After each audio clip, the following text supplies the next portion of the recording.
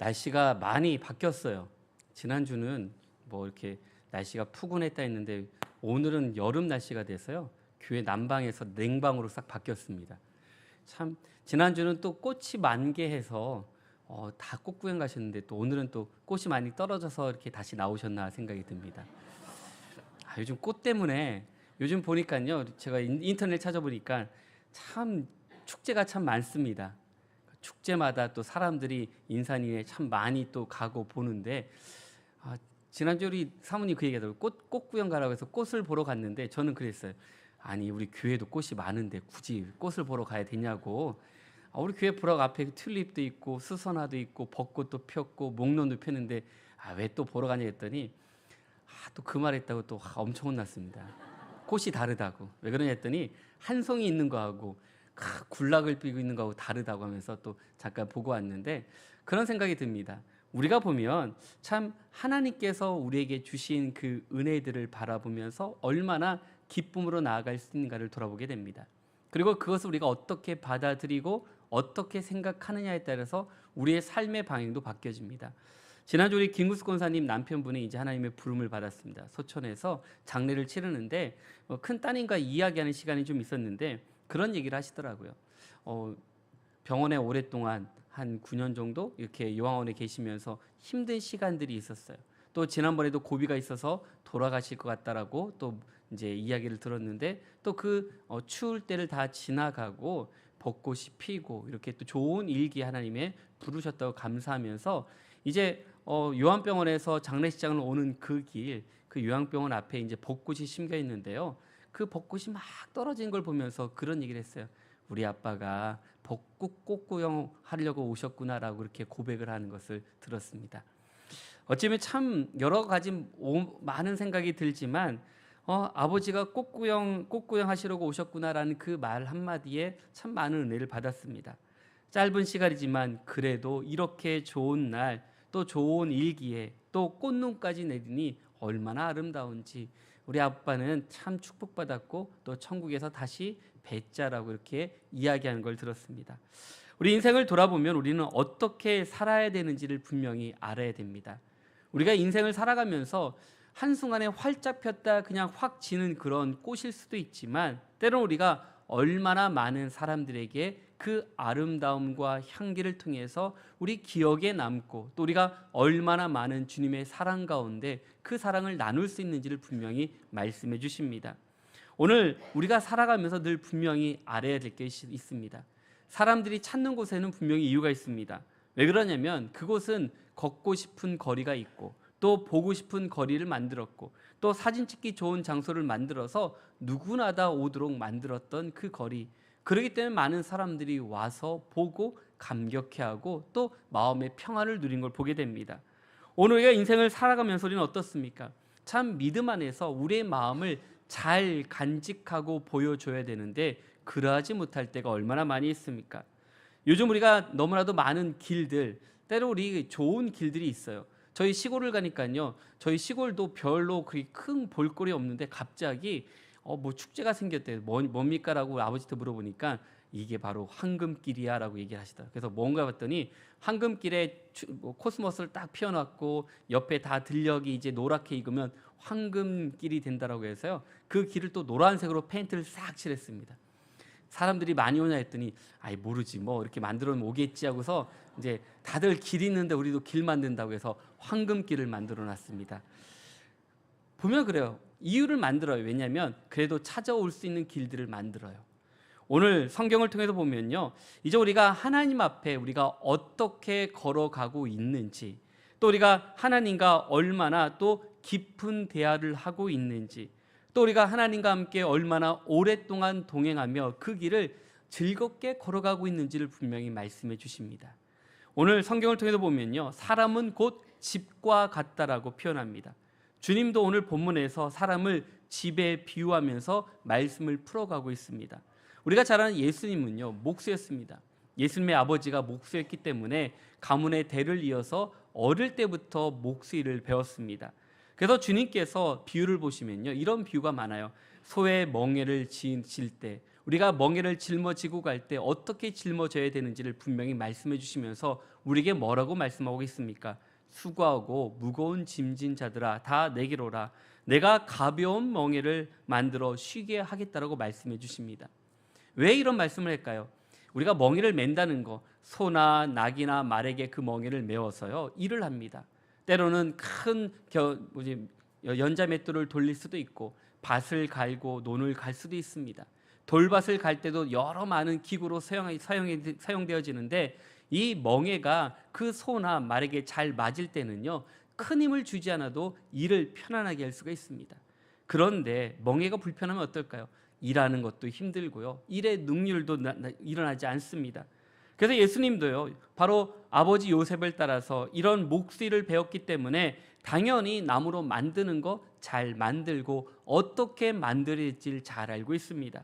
그리고 집을 지을 때도 목수가 필요하기 때문에 집안의 모든 집기들, 또 이 모든 가구들, 또 문들조차도 문을 만들기 때문에 예수님께서 이 집을 짓는 것도 얼마나 잘하는가를 볼 수 있습니다.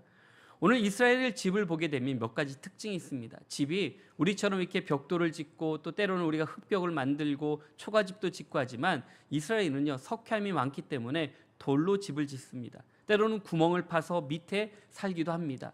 그러나 문 같은 건 다 있기 때문에 문을 만들고 살기 때문에 예수님이 집을 짓는 걸 분명히 잘 알고 있습니다. 그리고 이스라엘은요 건기와 우기가 분명히 나눠집니다. 저희가 5월 달에 이스라엘 갔다 왔는데 저희도 이제 건기라서요 푸른 초장이 없습니다. 그런데 놀라운 것은요 개천에 비가 오게 되면 물길이 생기는데 그것이 바로 와디라고 합니다. 이 와디라는 게 간헐 하천이라고 물이 올 때만 생기는 하천인데요, 그 지역에 사는 사람들이 알지 우리는 잘 모릅니다. 그래서 지나가다 가이드 목사님이 하는 얘기가 저쪽이 이제 시냇가가 있는 물길이 있는 곳입니다라고 얘기해 주니까 알죠. 우리가 보기에는 그냥 다 광야 같은 곳에, 그런 곳에 물길이 있다는 얘기를 듣고 놀랐습니다. 오늘 본문을 보면 그렇습니다. 아무리 집 짓기 좋은 곳이라 할지라도 와디 근처에 집을 지면 어떨까요? 지금은 괜찮고 좋은 곳이지만 물이 한번 불어나면 그 집이 한순간에 다 휩쓸려 가서 없어질 수밖에 없습니다. 집이 좋은 곳이라 해서 지은 집이 물에 무너져 내려버리면 아무런 소득이 없음을 분명히 알려주십니다. 그래서 우리가 집 짓는 일에 관심이 많으신 주님께서 집터를 어디에 두어야 되는지를 분명히 말씀해 주십니다. 그리고 기초를 어떻게 놓아야 하고 건축은 어떻게 해야 되는지를 우리에게 분명하게 말씀해 주고 계십니다. 우리가 늘 보면 그래요. 암석이 있고 바위가 있고 반석이 있다고 해서 집을 잘 짓는 것이 아닙니다. 그것도요 우리가 분명히 잘 파내고 기초를 세우지 않으면 집을 질 수가 없습니다. 저희가 건축을 하면서 느낀 게 몇 가지가 있습니다. 저희 교회 앞에 큰 건물이 있는데요, 그 건물을 짓는데 오랜 시간이 걸렸어요. 왜냐하면 지하를 파다 보니까 큰 안반이 나왔어요. 우리 장로님이 그 얘기 하시더라고요. 이곳이 옛날에 산 골짜기라서 이 안반이 쭉 흘러가고 그 밑에 개천이 있어서 아마 물도 나올 거라 했는데 정말 한 3층 정도 파니까 안반이 나오고 또 그곳에서 물이 막 터져서요 공사하는데 6개월이 더 걸렸어요. 오랜 시간이 걸리죠. 왜냐하면 그 안반을 다 깨야지 건물을 질 수 있는데 안반 깨는 게 만만치가 않습니다. 깨기도 하고 부시기도 하고 하기 때문에 오랜 시간이 걸렸어요. 그런데 우리는 늘 보면 주님께서 우리에게 말씀해 주시는 것, 반석 위에 집을 지라 해서 그냥 반석 위에 집을 짓는 것만을 말씀하지 않습니다. 오늘 주님께서 우리에게 분명히 말씀하시는 것은요, 오늘 말씀을 보면서 예수님께서 이것에 대해서 잘 알고 있음에 대해서 묵상하게 됩니다. 주님도 기초를 반석 위에 세우러 가신 것으로 우리는 이해될 수 있지만 주님은 이 집을 어떻게 지어야 될지를 분명히 말씀해 주십니다. 오늘 보면 우리 48절 말씀 한번 다 같이 보겠습니다. 48절입니다. 집을 짓되 깊이 파고 주추를 반석 위에 놓은 사람과 같으니 잘 지었기 때문에 능히 요동하지 못하게 하였거니와. 아멘. 오늘 이 말씀을 보면서요 우리가 반석만 봤는데요, 그 반석 앞에 뭐라고 표현하고 있습니까? 집을 짓되 깊이 파야 된다라고 말씀해 주십니다. 기초를 팔 때는요 깊이 팝니다. 그리고 거기에서 우리가 그 여러 가지 우리가 기초 작업을 해야지만 이 집을 지을 수가 있습니다. 오늘 주님도 반석 위에 집을 짓는데 가장 중요한 거, 먼저 땅을 깊이 파고 그 기초를 반석 위에 놓으라고 우리에게 말씀해 주고 계십니다. 반석 위에 바로 집을 지면 얼마나 위험한가. 우리가 건축을 하면서 저도 많은 걸 느꼈습니다. 저희 교회가 이렇게 이제 크게 졌지만 원래는요, 우리가 기역자 교회였습니다. 그래서 처음에는 고민을 했습니다. 이거 부시고 지어야 되나, 또 어떻게 지어야 되나, 그런 고민 가운데 그래도 코로나 시대라서 우리가 예배는 드려야겠다 생각에 지금 1층에 있는 그 1층을 놔두고요, 우리가 그 옆에를 다 철거하고 이제 5층으로 올려서 새로 졌습니다. 근데 처음에 지면서 고민이 많았던 게, 야, 금방금방 끝나겠지 생각했는데요. 그렇지 않았어요. 철거하는데 뭐 허가 받는데 한 달 걸리고, 철거하는데도 한 달 걸리고, 그러면 금방 시작하겠지라고 생각했는데 지질 검사를 하더니 안 된다고 해서 또 기초 작업을 해야 된다고. 근데 처음에는 콘크리트 파일을 박을 줄 알았는데 기계가 들어올 수 없으니 지하수 파는 그 기계를 갖고 와서요, 타공을 했어요. 그리고 셋 파이프를 넣고 거기다 콘크리트를 타공해서 그걸 한 150개, 200개를 이 주변에 다 심어놓고 집안을 튼튼하게 해서 건물을 올렸습니다. 물어봤어요. 아니 왜 이렇게 하느냐고 했더니 혹시 모르기 때문에 이 콘크리트로 이 기반을 잡아야지 건물이 흔들리지 않고 튼튼히 지을 수 있더라고. 그래서 그거 하고 나는데 그거 하는데도 오랜 시간이 걸렸어요. 그리고 나서 드디어 기초를 하더라고요. 그 시간까지 기간이 한 3달 걸리더라고. 야, 그렇게 하고 나서 보니 건축이 되는 건지 또 얼마나 오래 걸리는지 정말로 답답했는데요. 기초가 끝나고 나니까요, 빔으로 쫙 올라가니까 빔으로 올라가는 거 금방 올라가는 걸 경험했습니다. 오늘 우리가 보면 집터를 잡을 때 우리는 가장 좋은 땅이 어떤 땅인가를 보게 됩니다.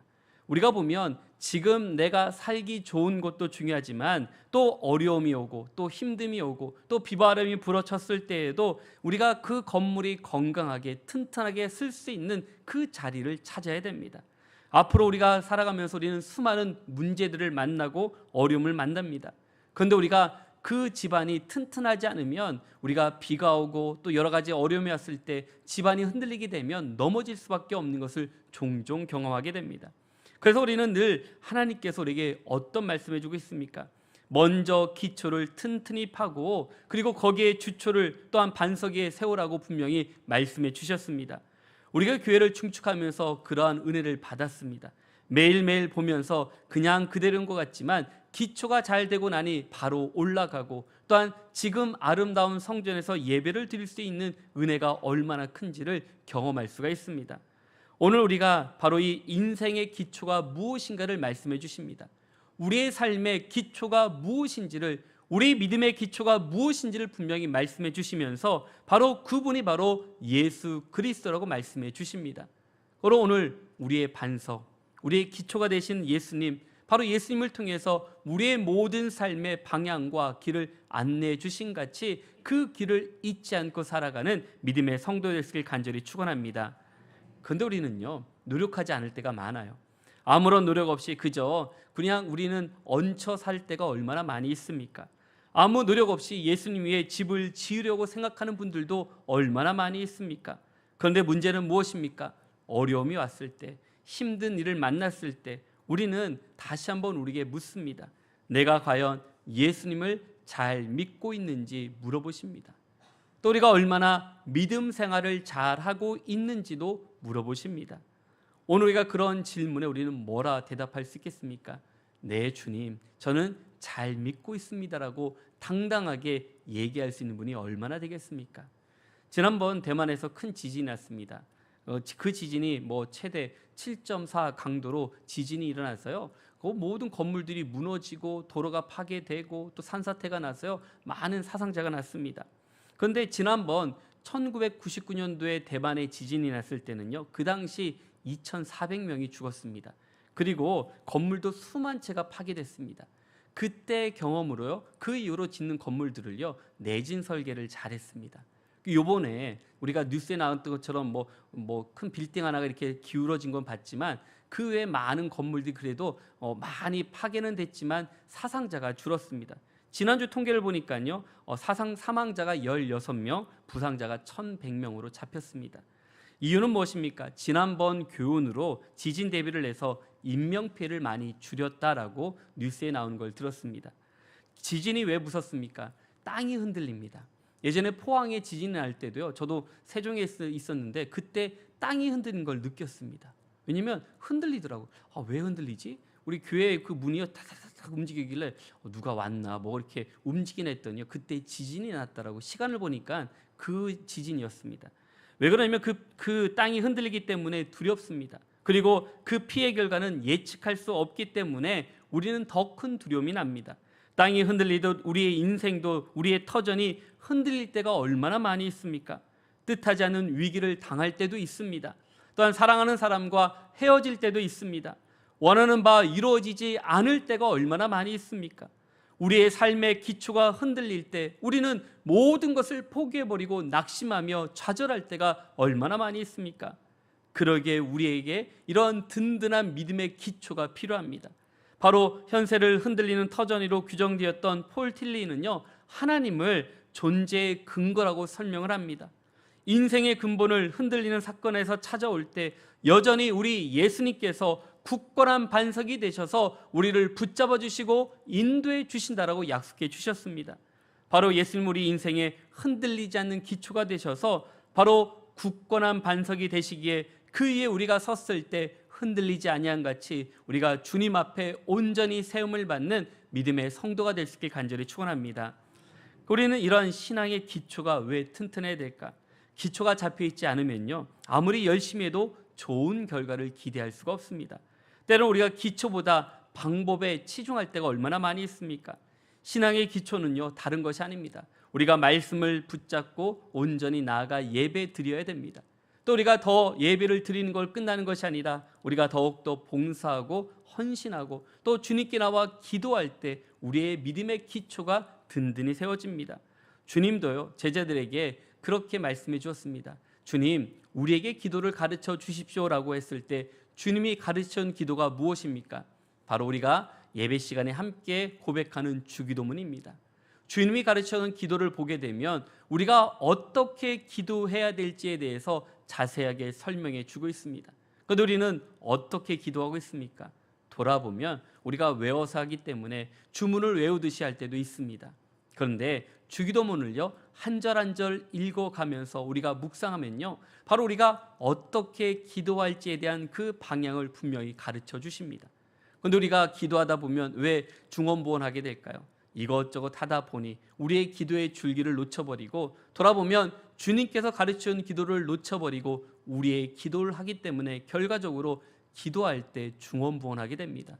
오늘 우리가 주님께서 우리에게 이런 믿음의 기도를 가르쳐 주신 같이 그 기도를 붙잡을 때 주님 앞에 힘을 다해 기도할 수 있는 것처럼 그런 기도를 감당하는 믿음의 성도였길 간절히 축원합니다. 사도 바울도 믿음의 자녀들에게 무엇을 말씀해 주셨습니까? 바울도 고난과 어려움 속에서 믿음의 선한 싸움을 싸우라고 분명히 가르쳐 주십니다. 그리고 네가 당하는 어려움과 고난이 있을지라도 너희가 그럼에도 불구하고 믿음을 지키라고 말씀해 주신 같이 바로 우리가 생각하기에 쉽고 간단하다고 생각하는 것, 별로 큰 일이 아니라고 생각하는 많은 것들 있지만 중요한 것은 그 작은 일에 나를 더욱더 든든히 세워주신 같이 오늘 우리가 얼마나 주님 안에서 힘을 내고 있는지 바라보고 나아가는 믿음의 성도가 될 때 참된 능력을 부어주실 줄로 믿습니다. 우리가 늘 보면 그래요. 우리 부모님들이 자녀들에게 꼭 하는 말이 있죠. 어떤 말을 할까요? 신앙생활하는 자녀들에게 전화하면 우리 부모님들이 하는 말씀이 그래, 교회 잘 나가고 있지? 열심히 믿어라는 얘기를 해요. 근데 그 말이 별거 아닌 것 같지만요, 큰 힘이 됩니다. 저도 아버님을 보면 아버지가 저한테 늘 하는 얘기가 임 목사 기도 열심히 해. 예, 알겠습니다. 그렇게 얘기를 해요. 우리가 보면 그 말이 얼마나 큰 힘이 되냐면 내가 더 기도해야 되겠구나라고 돌아보는 그 시간도 되지만 부모님이 말씀해 준 그 말씀을 통해서 다시 나를 돌아볼 수 있는 시간이 됩니다. 부모님이 내가 널 사랑하고 널 위해서 기도하고 있어라는 그 말 한마디, 그 말씀이요 우리 안에 크게 이제 우리 마음을 크게 유동치게 해서요 기도의 자리로 옮겨주게 됩니다.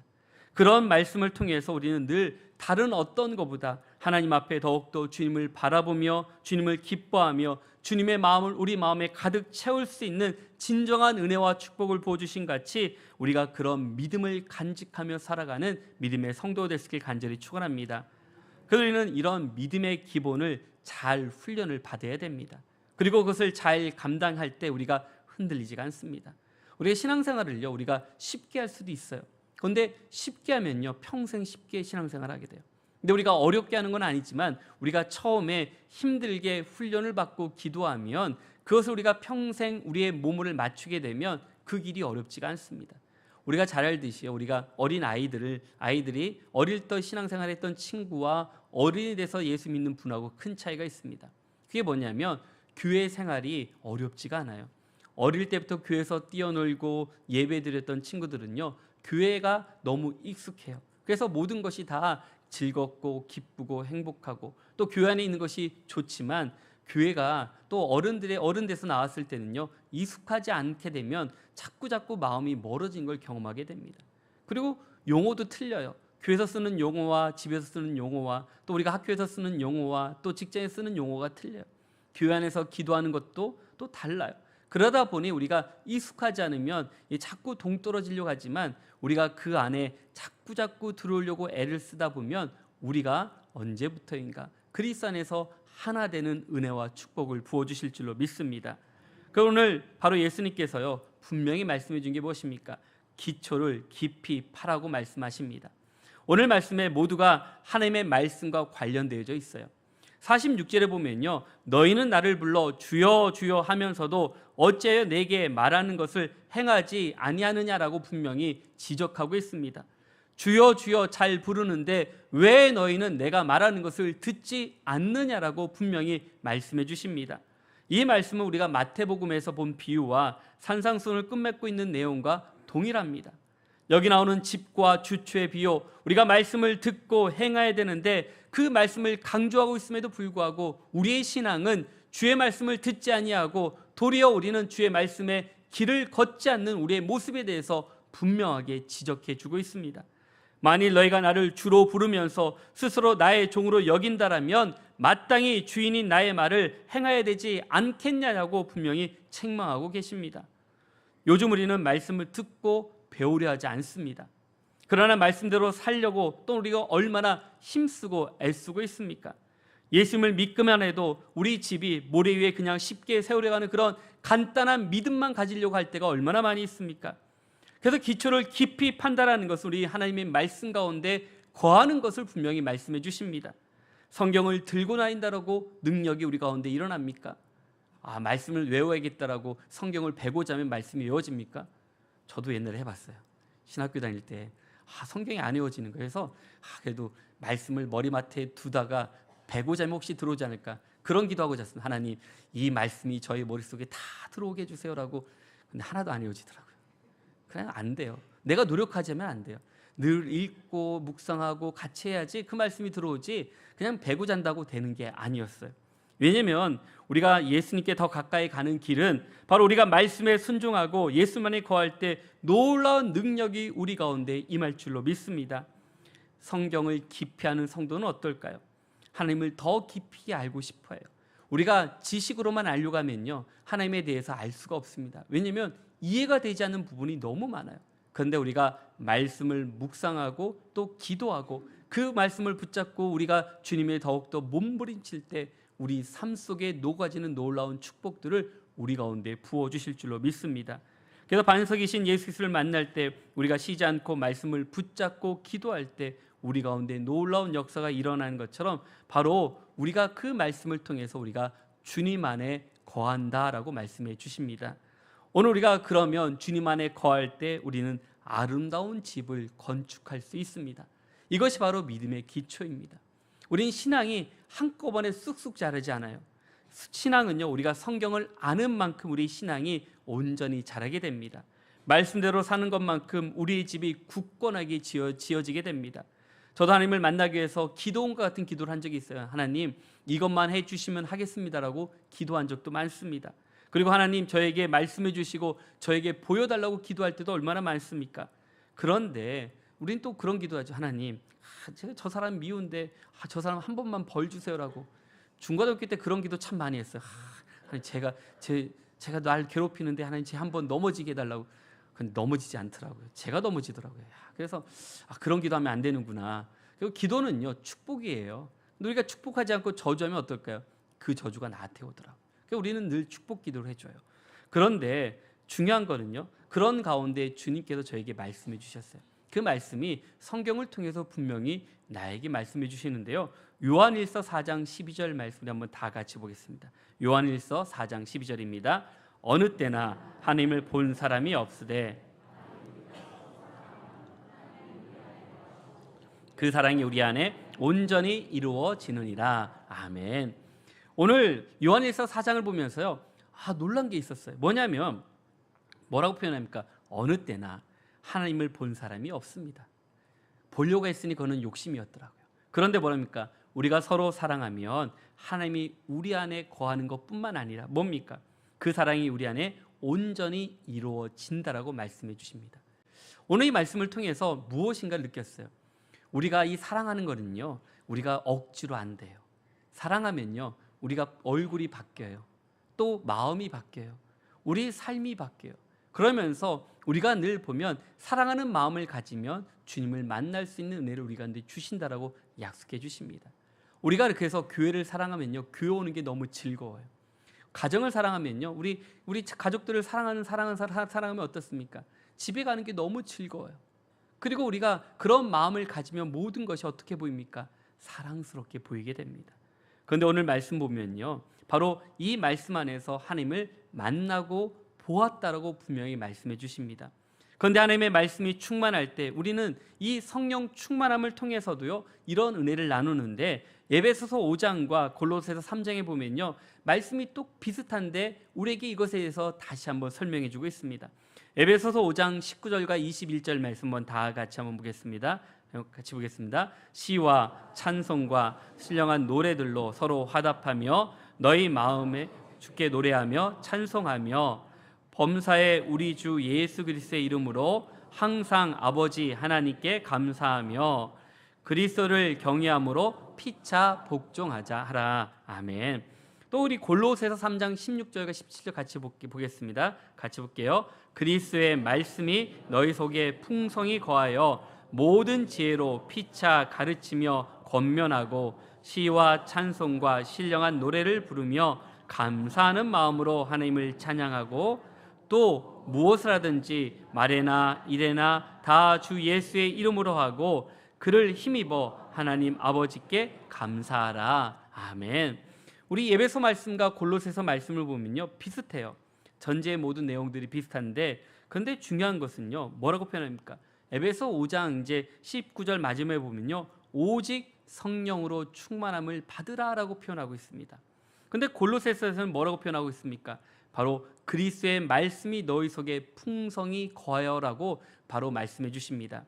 이 말씀을 보면 말씀 충만이 곧 무엇입니까? 성령 충만함을 말씀해 주십니다. 우리가 예수 그리스도를 인격적으로 만날 때까지 우리가 말씀을 붙잡고 또 그 말씀을 붙잡고 기도하며 나아갈 때 우리의 심령이 변화를 주십니다. 우리가 주님을 만날 수 있는 좋은 기회는요, 말씀을 통해서 우리에게 주십니다. 말씀을 묵상하고 기도할 때 더 깊은 기도를 할 수가 있습니다. 바로 우리가 그래서 예수 그리스도를 통해서 우리는 말씀을 붙잡고 기도할 때 말씀의 집을 세울 수 있다라고 분명히 말씀해 주십니다. 그것이 바로 우리의 기초가 튼튼한 가장 중요한 이유가 바로 거기에 있습니다. 하나님의 말씀을 그대로 살 때, 하나님의 말씀 가운데 우리가 온전히 살아갈 때 우리는 바로 이 모든 것을 이길 수 있는 힘과 은혜를 주신다라고 약속해 주셨습니다. 그러면 말씀이 기초가 될 때 우리의 가정의 어려움을 이겨낼 수가 있습니다. 말씀을 순종하며 살아갈 때 우리 일상에 바로 하나님을 만나는 축복을 우리 가운데 부어주실 줄로 믿습니다. 그렇기 때문에 사도 바울은요, 그리스도인들에게 너희가 먼저 기초가 튼튼한 집이 되라고 말씀해 주고 계십니다. 고린도 교회는 어떤 교회입니까? 지적으로 왕성한 교회입니다. 공부하는 거 좋아합니다. 그리고 토론하는 것도 좋아합니다. 그러니 주의 말씀을 들었을 때 그들은 학문을 연구하고 또한 이것을 또 토론하면서 얼마나 믿음이 좋았을까. 그런데 문제는 이 믿음의 기초가 튼튼하지 않으니 서로 싸우고 분쟁하며 나눠지는 모습들, 사도 바울이 애통해하며 기도하고 그들을 위해서 한 번 더 공부했던 말씀, 그럼에도 불구하고 내가 너희를 저주하는 것이 아니라 내가 너희를 사랑하고 용납하겠다라고 하면서 마지막까지 복음을 전했던 이 고린도 교인들, 바로 그러기 때문에 말씀 가운데 다시 회복되어졌을 때 나눠졌던 마음이 하나 되게 해주시고, 또한 하나님이 거할 만한 집으로 변화시켜준 은혜를 고린도 교회를 통해서 분명히 보여주었습니다. 오늘 우리 교회도 이런 교회가 되기를 원합니다. 바로 주의 말씀 가운데 더욱더 든든히 세워져 가고, 또한 누구나 교회에 머물고 싶어하는 그런 믿음의 교회로서 우리를 세워주셔서 교회는 모든 성도들이 참 평안과 기쁨을 간직하면서 하나님의 인도하심을 누리며 살아가는 믿음의 성도가 될 수 있길 간절히 축원합니다. 그래서 건물은요, 건물의 힘이 어디에 있겠습니까? 우리가 화려한 외장에 있는 것이 아닙니다. 겉이 중요하지 않습니다. 그 기초가 얼마나 튼튼냐에 따라서 그 건물이 든든히 세워지게 됩니다. 오늘 우리가 더욱더 우리에게 교회의 직분을 받는 것도 중요하지만 더 중요한 게 무엇입니까? 그 직분에 맞는 믿음 생활을 해야 됩니다. 우리가 믿음 생활을 하면서 중요한 것은 믿음의 본이 되기 위해서 우리는 어떻게 신앙생활을 해야 될지를 분명히 잘 알고 있습니다. 우리가 직분에 맞는 믿음 생활을 하는 것, 바로 예배를 잘 드리고, 또한 기도의 본이 되고, 또한 봉사원신을 감당하며, 또한 나에게 주셨던 이 모든 것을 감사함으로 즐거움으로 감당할 때 세상 누가 우리를 넘어뜨릴 수 없다라고 분명히 말씀해 주십니다. 그런데 우리는 어떻습니까? 그것을 잘 감당하지 못하면요, 우리는 그 직분보다 우리가 주님의 은혜를 누리지 못할 때가 얼마나 많이 있습니까? 오늘 사도 바울은 그리스도인들에게 분명히 말씀해 주십니다. 하나님이 거할 만한 믿음의 처소가 되라고. 오늘 나는 어떠한 믿음의 처소를 준비하고 있습니까?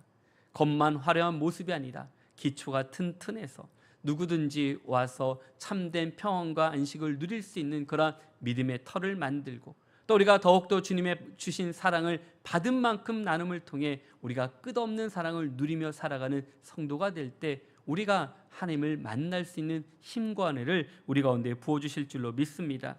그래서 우리는 이번 한 주간 우리가 주님의 기쁨이 되어서요, 우리가 어디 가든지 예수 그리스도를 증거하는 성도로서 우리 삶의 감사와 찬양과 기쁨이 넘쳐나서 흔들리지 않는 믿음을 가지고 많은 사람들에게 십자가의 은혜, 그리스도의 사랑, 또 참된 복음을 증거하는 모든 성도가 되어서 우리의 믿음이 든든히 세워져가는 놀라운 경험을 하는 은혜의 시간, 축복의 시간 될 수 있길 주의 이름으로 간절히 축원합니다.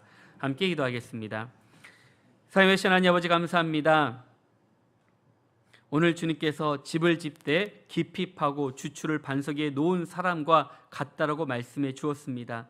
오늘 우리가 믿음 생활하면서 우리는 주의 말씀을 듣고 순종하며 나아가야 되는데, 우리는 때로는 주여 주여 하면서 주의 말을 듣지 아니하고 정반대의 길을 걸어갈 때가 얼마나 많이 있습니까? 오늘 말씀처럼 우리의 믿음의 기초가 튼튼할 때 어떤 어려움도 시험도 환난도 이겨낼 수 있음 같이 이제 그 믿음을 가지고 세상을 이기며 승리하는 우리 모든 믿음의 성도가 될 수 있도록 주님 인도하여 주시옵소서. 이제 한 주간 살아가면서 주님을 만나기 원합니다.